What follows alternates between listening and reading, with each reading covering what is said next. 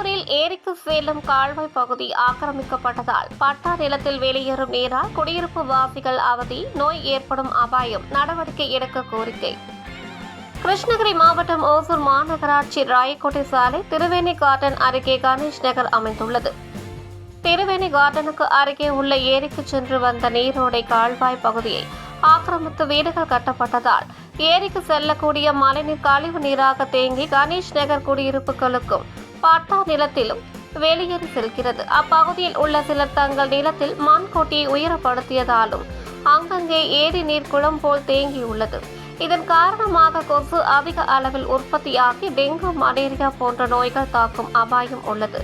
எனவே நீரோடை ஆக்கிரமிப்புகளை அகற்றி நடவடிக்கை மேற்கொள்ள வேண்டும் என மாநகராட்சிக்கு அப்பகுதியினர் கோரிக்கை விடுத்துள்ளனர்.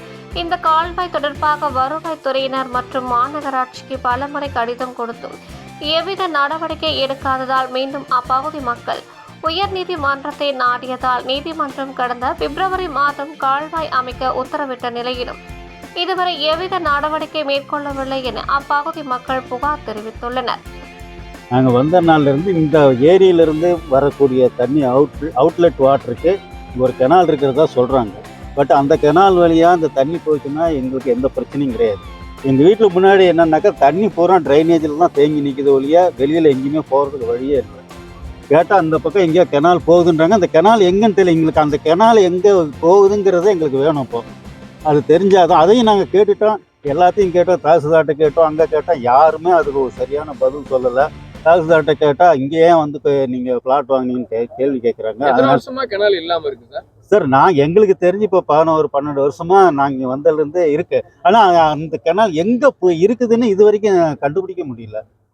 அதெல்லாம் கேட்டாக்க அதெல்லாம் லேஅவுட் போட்டாங்கிற மாதிரி சொல்கிறாங்க. அது என்னன்னு தெரியல. ஆனால் அப்போ இந்த கழிவு நீர் எங்கே போகுது? கழிவு நீர் எல்லாம் எங்கள் வீட்டு வழியாக போகுது சார். அது மற்றவங்க சைட் மேலே போதா இல்லை மற்ற சைட்டு மேலே தான் போகுது. அது ரோடே கிடையாது, சைட்டு எது மேலே தான் போகுது. சார் எல்லாரும் சைட்டு மேலே தான் இப்போ வந்து ட்ரெயின் தண்ணி போயிட்டு இருக்கு. இப்போ எங்கள் வீட்டு முன்னாடி ஒரு பார்க் இருக்குது சார். எல்லா தண்ணியும் வந்து அங்கே ஸ்டோரேஜ் ஆகிடுது. பார்த்தீங்கன்னாக்கா முதல்ல வந்து மழை பெஞ்சால் மட்டும் தண்ணி வந்துட்டு இருந்து இப்போ 365 டேஸும் தண்ணி வருது.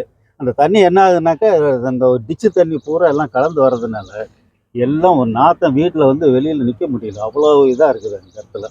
அதை தாண்டி அந்த பக்கம் பின்னாடி ஒரு அப்பார்ட்மெண்ட் இருக்குது. அங்கே தண்ணி இந்த தண்ணி மழை பெஞ்சுன்னா ஆறு மாதிரி தண்ணி ஓடி அந்த அப்பார்ட்மெண்ட்டுக்கெல்லாம் போகுது. அவங்க எல்லாம் வந்து இதை இங்கே வந்து அடைக்கிறாங்க. எங்கள் வீட்டுக்கு வருதுன்னு சொல்லிட்டு இங்கே தான் அடைக்கிறாங்க. இது சம்மந்தமாக எங்கே அதிகாரிகள் முன்னேற்றீங்க? என்ன அவங்க நடவடிக்கை? சார், இங்கே கார்பரேஷனுக்கு ஏற்கனவே சொல்லியாச்சு.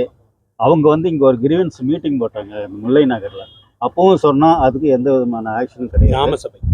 கிராமசபை அப்புறம் வந்து இதை வந்து இப்போ ஹைகோர்ட்டில் போட்டோம்னா அவங்க ஒரு ஆர்டர்ஸ் கொடுத்துருக்காங்க. வித்தின் 4-8 வீக்ஸில் வந்து இதை பிப்ரவரி லாஸ்ட் வீக்கில் ஆர்டர் கொடுத்துருக்காங்க சார். இப்போ இது வரைக்கும் எந்த ரெஸ்பான்ஸும் இல்லை.